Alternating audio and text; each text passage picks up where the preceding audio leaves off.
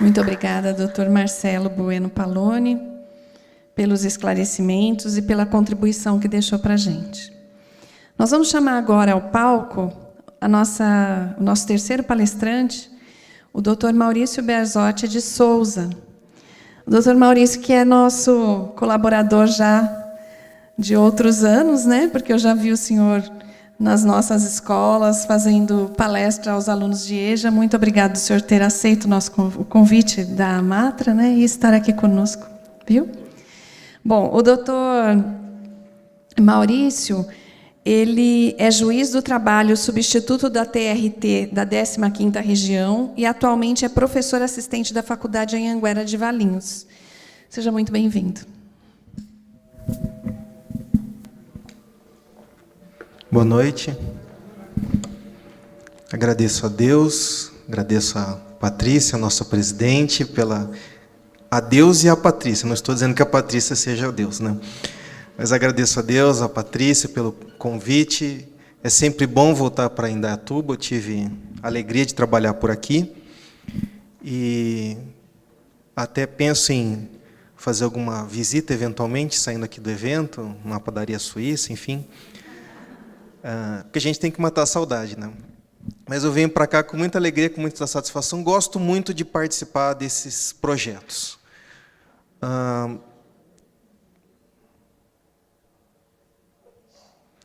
Nós vamos fazer alguns comentários sobre a reforma trabalhista, e eu confesso que eu me vi numa situação complicada, porque a reforma trabalhista é muito extensa, e aqui entre nós, não comentem com os outros, até nós que precisamos decidir a reforma trabalhista temos dúvida do que fazer em alguns casos. Eu identifico no texto da reforma trabalhista, que foi aprovado de uma maneira muito rápida e sem maiores discussões com a sociedade, diversas dificuldades técnicas. E aqui não é uma questão ideológica, de partido, não é isso. A lei realmente apresenta problemas. O texto ele não é muito bom. E eu pensei, bom, o que eu posso falar para os formadores de opinião, para os professores? Ao invés de abordar institutos da reforma trabalhista, então, ao invés de falar de trabalho intermitente, remuneração, as questões de jornada, eu quero dar um panorama sobre o que é a reforma trabalhista. Parece até que eu combinei com o Paloni, mas não foi combinado, não. Mostrar o que a reforma trabalhista é na prática. Porque a gente ouve muitos comentários, muito senso comum. E eu busquei levantar dados sobre a reforma trabalhista. Mas, afinal de contas, o que é isso que se convencionou chamar de reforma trabalhista? A reforma trabalhista nada mais é do que um conjunto de alterações na CLT e em outras leis, decorrentes da Lei 13.467, de 2017. A partir do dia 11/11 de 2017, essa lei passou a vigorar, passou a produzir efeitos, e, com isso, passaram a valer as alterações na CLT e nesse conjunto de leis. Foi editada 2 dias depois do início da vigência da lei trabalhista, e direito do trabalho, gente, no Brasil é só para os fortes. A gente mal tinha acabado de começar a estudar a lei da reforma trabalhista, 2 dias depois veio uma medida provisória, que foi a medida provisória 808, de 2017, com alterações importantes. O problema é que, por uma aparente falta de diálogo entre executivo e legislativo, essa medida provisória não foi votada dentro do prazo, e ela caducou. Então, nós tivemos, durante o período de vigência da medida provisória, durante o período em que ela pode funcionar até ser votada, as regras da medida provisória. Atualmente, essas regras não valem mais. Então, a gente tem, para algumas pessoas, por exemplo, que foram contratadas em outubro de 2017 e trabalham até hoje, em teoria, 3 regimes jurídicos para analisar. Um antes da Lei 13.467, o da Lei 13.467 e o da medida provisória 808, enquanto a medida provisória 808 vigorou. Então, a gente está vendo que é um negócio bem complicado, né? Bom, são aproximadamente 270 modificações. Eu tive a pachorra, Palone, de fazer essa conta hoje. Eu abri a lei, eu não fui contando artigo por artigo, mas eu usei os recursos que a informática nos propicia, e fiz uma conta daquilo que tinha de alterações, com alguns critérios de inclusão e de exclusão na conta. São aproximadamente 270 alterações. Não quer dizer que são 270 artigos novos. A gente tem alterações em parágrafos de artigos, em incisos, mas aproximadamente 270. Qual a ideia geral da reforma trabalhista? Já que eu não vou abordar os tópicos, a ideia geral é a de permitir que os trabalhadores possam dispor mais ou negociar mais com o empregador. A ideia do acordo, da composição, é muito presente na lei da reforma trabalhista, tanto individualmente quanto em âmbito coletivo, por intermédio de sindicato. Foram feitas 3 grandes promessas. Na verdade, foram feitas várias promessas, mas eu destaquei as 3 principais. E é a partir disso daqui que eu quero desenvolver o nosso raciocínio, até porque o tempo ele é bastante curto. 3 grandes promessas com a lei da reforma trabalhista. Nos prometeram, primeiro, a redução do desemprego e da informalidade. Segundo, nos prometeram um aumento dos rendimentos dos trabalhadores. E terceiro, uma diminuição da quantidade de ações trabalhistas. Essas são as promessas. E a gente ouve muitos comentários, lê muita coisa na internet, vê muita coisa na TV. E eu procurei levantar números em fontes oficiais para a gente verificar se, afinal de contas, essas promessas foram cumpridas ou não. Foram cumpridas? Não foram? Não, calma, gente, eu nem pus os números ainda. O pessoal está meio pessimista aqui. Não, vamos ver. Pode ser que, de repente, alguma coisa foi atendida. Então, vamos começar com um dos maiores dramas do Brasil contemporâneo, que é o drama do desemprego. Trabalho, como inclusive sugere o título do nosso programa, que é um programa muito nobre, que eu admiro muito essa iniciativa, trabalho está ligado com a cidadania. Trabalho está ligado diretamente a direitos fundamentais previstos na Constituição e a própria expressão da personalidade do trabalhador. E, vivendo um contexto de desemprego muito elevado no Brasil, essa foi uma promessa. Olha, a gente vai trazer uma lei, segundo foi anunciado, mais moderna, e com isso nós vamos reduzir desemprego e vamos trazer as pessoas da informalidade para o trabalho formal. Então, vamos ver o que a gente tem de concreto nesse sentido. Claro que a gente pode fazer essa análise usando vários critérios de pesquisa e de estatística. Eu procurei jogar simples. Eu peguei o segundo trimestre do ano passado e comparei com o segundo trimestre deste ano, porque são os números de fontes oficiais que a gente dispõe. Eu fui até o IBGE e utilizei a PNAD, a Pesquisa Nacional de Análise de Domicílios, a PNAD continuada.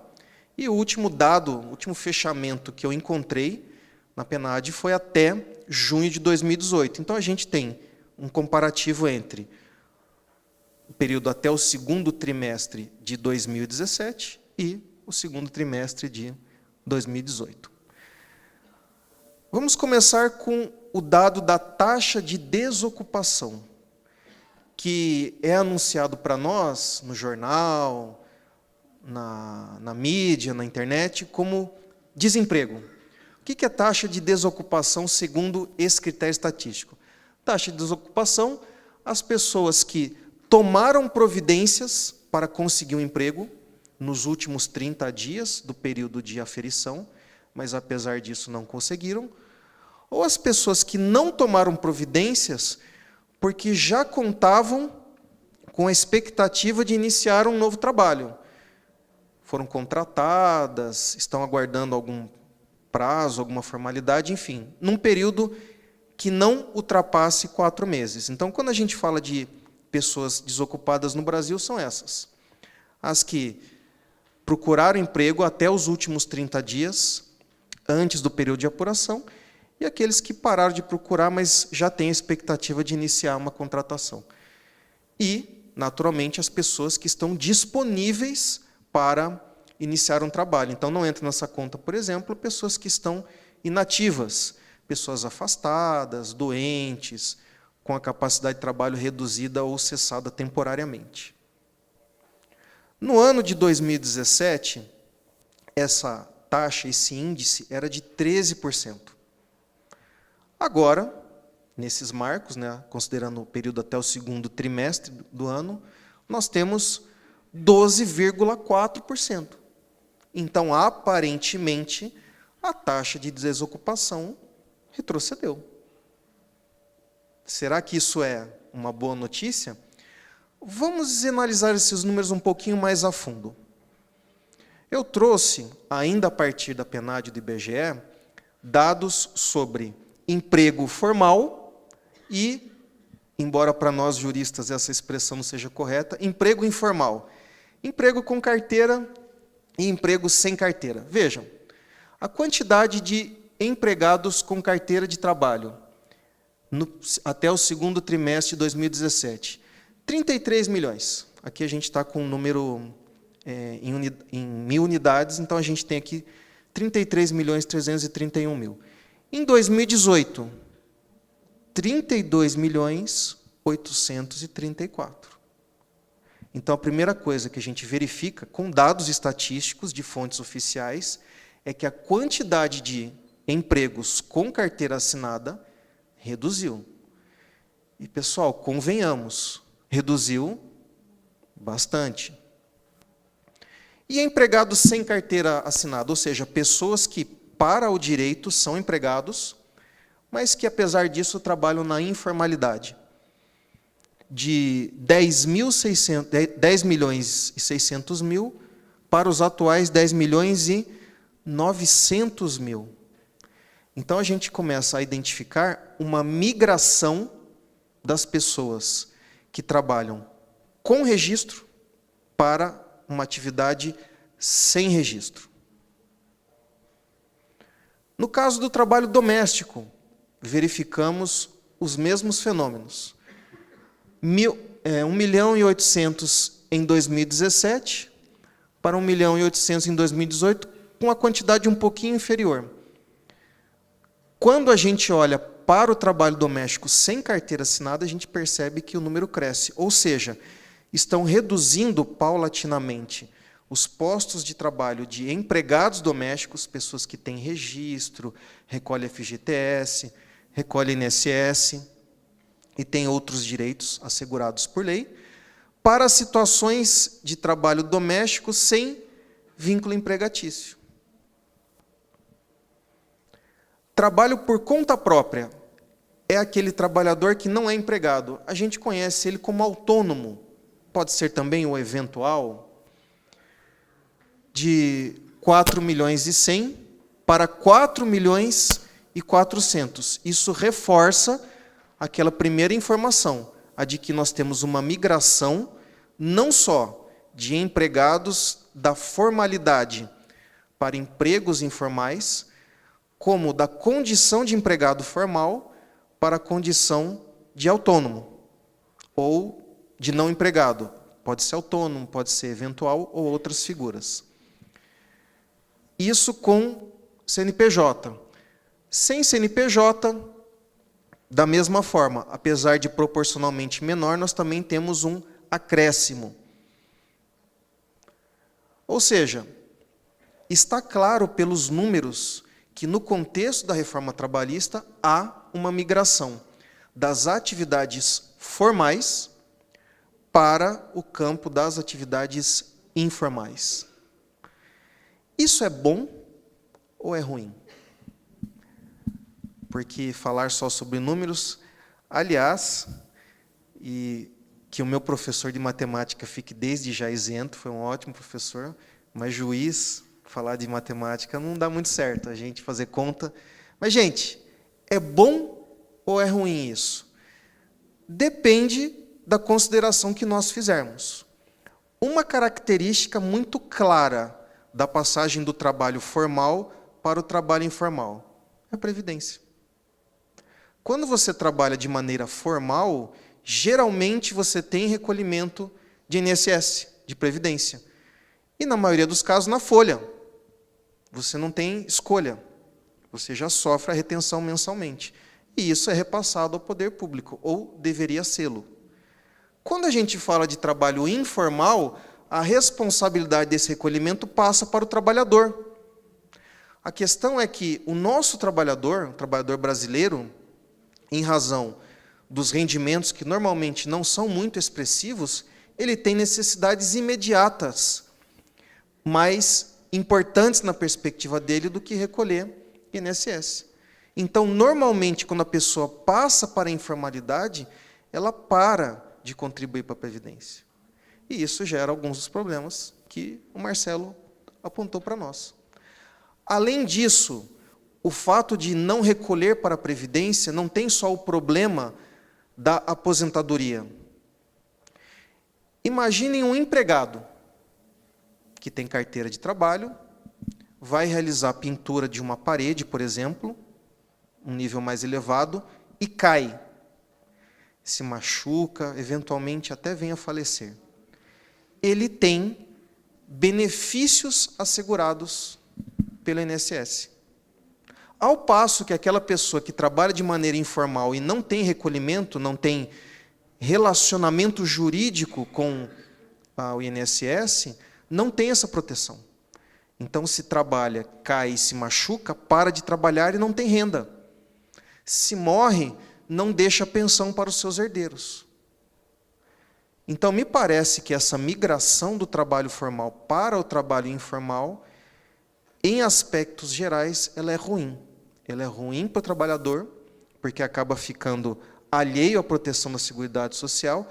É ruim para o poder público, para o Estado, no sentido amplo, porque arrecada menos. E ruim, gente, para a sociedade como um todo, porque na medida em que os rendimentos diminuem, também diminui o poder de consumo.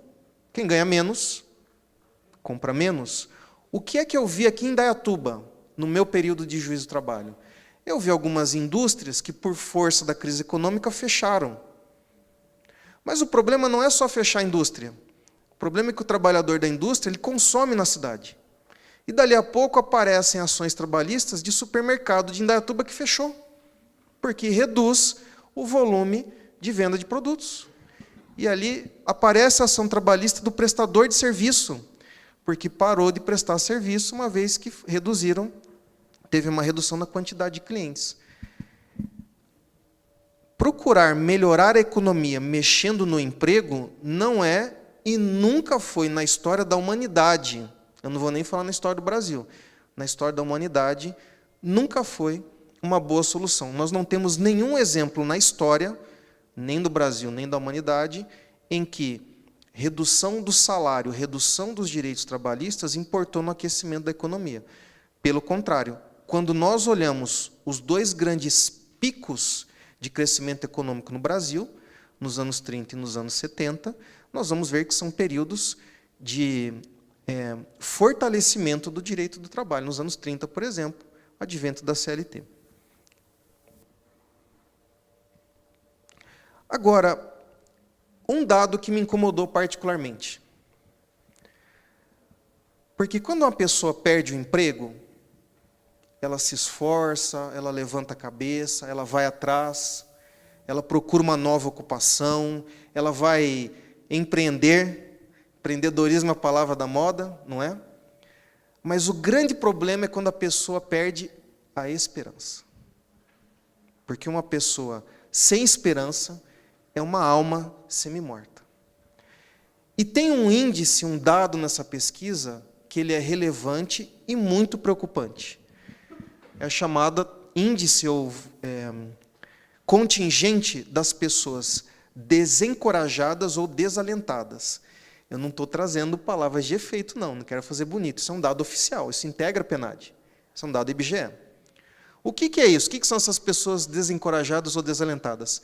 pessoas que não procuraram trabalho no período de 30 dias em relação ao de aferição da pesquisa, achando que não iriam conseguir. Ou então que procuraram ativamente no período de 6 meses anterior, estando disponíveis para executar uma atividade, mas apesar disso não conseguiram. Então são pessoas que a estatística vai dizer, com palavras mais bonitas, que estão desistindo, estão desacreditando. Agora me diga se isso é preocupante ou não. 2017, 4 milhões de pessoas nesse contingente de desalentados ou desencorajados. 2018, 4,8 milhões. Em 2018, nós atingimos o maior índice desde que esse critério foi inserido na pesquisa. Ele foi inserido em 2012, eu não coloquei aqui, mas em 2012 o Brasil contava com 2,2 milhões nesse contingente, e hoje nós temos 4,8 milhões de pessoas que estão perdendo a esperança, literalmente.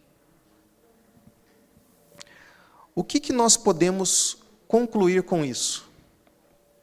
Nós podemos concluir que, diversamente daquilo que integra o discurso, a reforma trabalhista... Desculpa, não enxerguei. Quanto? 10 minutos, ok, obrigado. Vai mais para o fundo, que você pode mostrar à vontade, que eu não vou ver. Brincadeira. A gente conclui que, diversamente do que foi afirmado, a reforma trabalhista não só não está aumentando a quantidade de postos de trabalho, eu não estou nem falando de empregos formais, não só não está aumentando a quantidade de postos de trabalho, como está, aos poucos, roendo as esperanças daquelas pessoas que têm sido atingidas negativamente pelas modificações. Mas será que, pelo menos, melhorou a renda? Me digam aí, a de vocês. Não. Vamos ver dos outros, então. A nossa, no serviço público, não melhorou. Vamos ver na iniciativa privada.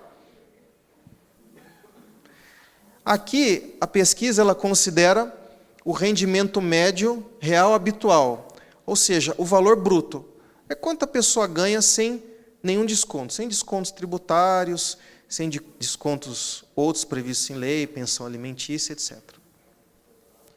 Bom, qual é o rendimento médio do brasileiro com carteira assinada? Em 2017, rendimento mensal médio bruto, R$ 2.095. Em 2018, olha aí, aumentou, hein? R$ 2.099. Opa, já dá para começar a fazer previdência complementar, não dá não, Marcelo? Opa! E os empregados sem carteira? R$ 1.243 para R$ 1.313. A gente percebe que, percentualmente, há um aumento maior daqueles que trabalham de maneira informal. Guarde essa informação na mente, porque ela é importantíssima. No trabalho doméstico, a gente verifica a mesma coisa, de R$ 1.210 para incríveis R$ 1.212. O trabalhador doméstico sem carteira, rendimento realmente muito baixo. Aqui a gente tem normalmente a figura do diarista. E isso acontece, a pessoa acaba recebendo menos de um salário mínimo, de 721 para 730. Também a gente percebe que na informalidade o rendimento teve um aumento, proporcionalmente falando, maior. Agora veja que interessante. Trabalhador por conta própria, quem não é empregado, quem está fora do sistema da CLT. Aí o aumento é um pouquinho melhor, de 2.990 para 3.060. E no caso do trabalhador por conta própria sem CNPJ, ou seja, aquele que está fora do sistema da CLT, e na informalidade, até um pequeno decréscimo na renda mensal média, de 1.271 para 1.264. Percentualmente, os acréscimos são pequenos. Eu coloquei interrogação porque, para a gente dizer que algo é grande ou pequeno, nós temos que adotar um determinado parâmetro de comparação. Qualquer parâmetro de comparação que a gente adotar aqui vai revelar que o rendimento é pequeno. Inflação é pequeno. Outros países é pequeno. Então, o acréscimo remuneratório que nós verificamos pós-reforma trabalhista, ele existiu, mas proporcionalmente ele é pequeno. O ganho dos empregados sem carteira são maiores do que os empregados com carteira. E isso nos conduz novamente àquela situação do imediatismo. Eu preciso ter uma renda melhor para atender às minhas necessidades do momento. Eu preciso pagar a escola, eu preciso pagar a minha luz, eu preciso comprar alimentos. Então a pessoa muitas vezes aceita uma mudança de condição jurídica com um retorno imediato maior. Agora vejam, proporcionalmente, será que a diferença cobre aquilo que a pessoa deixa de receber por não ser empregado? Porque quando passa para a informalidade, perde o FGTS. Se a gente considerar uma pessoa que é despedida sem justa causa, que ao final tem uma multa de 40% sobre os depósitos, nós temos, dividindo isso mensalmente, 11,2% a menos por mês. Nós já tiramos a diferença. Essa pessoa que foi para a informalidade não tem 13º. Pode até tirar férias, mas não vai ter remuneração das férias e nem o acréscimo de 1/3. Além de outros direitos previstos na legislação trabalhista. Ou seja, o que eu quero dizer com isso é que, em troca de um acréscimo uma condição um pouco melhor, imediata, o trabalhador que tem abrido mão do sistema de proteção da CLT, ao final, ele está ganhando menos. Ele faz isso em razão da necessidade, porque ele precisa do dinheiro imediatamente, mas, no contexto, ele acaba sendo prejudicado em termos financeiros. A melhor situação é dos trabalhadores por conta própria com o CNPJ. Por quê? Em razão do regime tributário. Quando a pessoa trabalha como PJ, o recolhimento de imposto de renda é menor. Então, não significa necessariamente que a pessoa está ganhando mais. Ela está recolhendo menos. E tem todas essas outras situações que eu enumerei. 13º, férias, etc. O meu cunhado, por sinal, Patrícia, eu dei esses dias o exemplo do meu cunhado numa palestra, falei no almoço em casa, aí minha irmã falou, você falou do Reinaldo? Eu disse, falei, mas não fala do Reinaldo. Eu falei, tá bom, então não vou mais falar do Reinaldo nas palestras. Então não vou falar do Reinaldo, vamos falar de uma outra pessoa. Uma pessoa fictícia, um dia no almoço de família, disse assim, gente, eu preciso ir embora, porque eu tenho horário para falar com o meu chefe. Aí eu olhei para para essa pessoa fictícia, eu falei, como assim falar com o seu chefe? Você não é PJ? Você não trabalha como pessoa jurídica? Eu trabalho, mas o meu chefe marcou horário, tem que ir lá cumprir horário. Ora, quem trabalha como pessoa jurídica não tem chefe, não tem que cumprir horário. É a pessoa que trabalha por conta própria. E por que eu gosto de usar esse exemplo? Qual a razão da mudança no caso dele? Foi justamente para pagar menos imposto de renda e, com isso, ter um pequeno acréscimo remuneratório. Mas, em contrapartida, sem FGTS, sem 13º, sem férias, e trabalhando como se empregado fosse. Porque a grande questão é essa. A gente forja uma situação, documenta uma situação que não é real, em troca de um benefício imediato. Mas isso acaba prejudicando o trabalhador em termos concretos. Bom, para a gente encerrar, daqui a pouco vem outro bilhetinho, a diminuição da quantidade de ações trabalhistas. As notícias, esse é um dado muito difícil de levantar, porque o Poder Judiciário normalmente fecha sua estatística ao término de cada ano. Então, não consegui acessar uma estatística oficial completa para fazer um comparativo. Mas as notícias dão conta de uma redução de aproximadamente 39%. Bom, já me disseram por aí que juiz trabalha pouco. Juiz, terça-feira, quarta-feira, né? Quinta-feira vai para casa. A Justiça do Trabalho, com os seus aproximadamente 5.000 magistrados, recebeu no ano passado 3.900.000 ações novas. fora as ações que já existiam e que não haviam sido julgadas até o final do ano passado. Se a gente dividir isso pela metade, nós teríamos aproximadamente 1.900.000 ações até meado do ano. Essa conta não é exata, porque a quantidade de ações novas varia no decorrer do ano, mas uma conta simplista, para a gente ter parâmetros, nós teríamos em junho do ano passado 1.900.000 ações. Em junho desse ano, 1.500.000. Então a gente percebe que há realmente um decréscimo importante. A questão é, quais são as razões dessa diminuição? Conversando com os advogados, consultando sites jurídicos e outros ambientes de trabalho, a gente verifica que são basicamente 3 razões para a menor quantidade de ações trabalhistas. A primeira razão é a insegurança.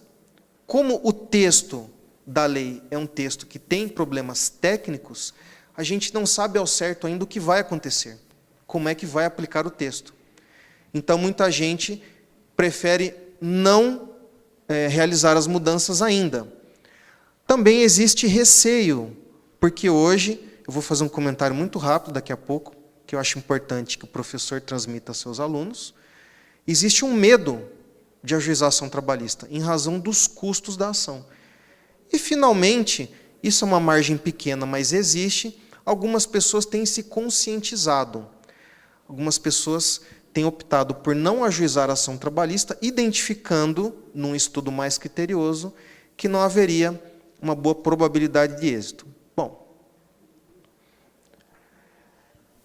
eu quero dizer 2 coisas para a gente encerrar, já estourou meu tempo. Primeiro, as ações trabalhistas, eu acredito, não vão diminuir. Por quê? Por uma simples constatação. Quando a gente vai olhar os assuntos que mais aparecem nas ações trabalhistas, nós verificamos que o que as pessoas mais pedem na Justiça do Trabalho são direitos básicos. Veja os 3 primeiros. Em primeiro lugar, aviso prévio. Um direito básico. Segundo lugar, a multa do artigo 477, a multa devida quando as verbas do término do contrato não são pagas no prazo. Em terceiro lugar, a multa de 40% da FGTS. Esses são os 3 assuntos mais frequentes na Justiça do Trabalho. O que acontece é que a reforma trabalhista passa ao largo disso, ela não trata desses assuntos. E essas situações vão continuar acontecendo, porque as pessoas são despedidas e não recebem, ou recebem fora do prazo, em razão dos problemas da economia. Por isso, pode ser que as ações sejam mais enxutas, elas tenham menos pedidos. Mas eu acredito que, ao final, o número de novas ações ele tende a se estabilizar e voltar a crescer. Porque esse é um tipo de problema que continua existindo e não é resolvido pela reforma trabalhista. E eu encerro com essa pergunta aqui. As pessoas, afinal de contas, devem ter medo da Justiça do Trabalho? A doutora Patrícia não se deixa enganar por esse rostinho angelical. Ela é brava. Brincadeira. Tive o prazer de trabalhar com a doutora Patrícia, uma pessoa, além de muito capaz, tecnicamente, muito simpática. Gente, o que acontece é que hoje, em razão da nova legislação, o fato de ajuizar uma ação, ele importa numa conduta mais responsável. O que eu quero dizer com isso? Hoje, ajuizar a ação tem custo para quem perde, inclusive para o trabalhador. Quando o trabalhador ajuiza uma ação, precisa fazer uma perícia e ele perde o processo, ele paga a perícia. Quando ele ajuiza uma ação com muitos pedidos e perde pedidos, ele tem que pagar em razão dos pedidos que ele perdeu. Mas a Justiça do Trabalho, com a reforma trabalhista, ela não busca punir trabalhadores. A Justiça do Trabalho não quer fechar as suas portas. Nós temos uma vocação histórica de atendimento dos trabalhadores e dos empregadores. No começo, sequer as pessoas precisavam ir com o advogado. Ainda hoje não precisam. É recomendável que façam, mas não é obrigatório.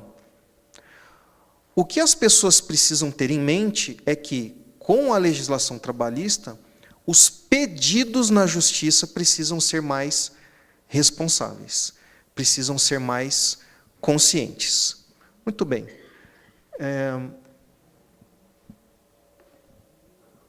Para encerrar, depois de ver tantos números ruins, será que nós teríamos uma mensagem rápida de otimismo? Sim, nós teríamos. Nós temos oportunidade agora, como o Marcelo bem destacou, e eu também não vou fazer nenhum tipo de apologia, mas nós temos oportunidade de escolher os nossos representantes. Pense nisso com mais carinho. Se você, como eu, já assistiu a algum dos debates e sentiu aquela ligeira dor de barriga, aquela pontada aqui daqui ó, na boca do estômago, e prometeu para você mesmo que não vai assistir o próximo, reflita sobre isso. Nós temos uma grande responsabilidade hoje com a escolha do próximo parlamento e da próxima presidência. E transmitam aos seus alunos essa ideia. Se precisarem da justiça do trabalho, ela vai atendê-los. Mas busquem a justiça do trabalho com responsabilidade. E não desistam. Muito obrigado.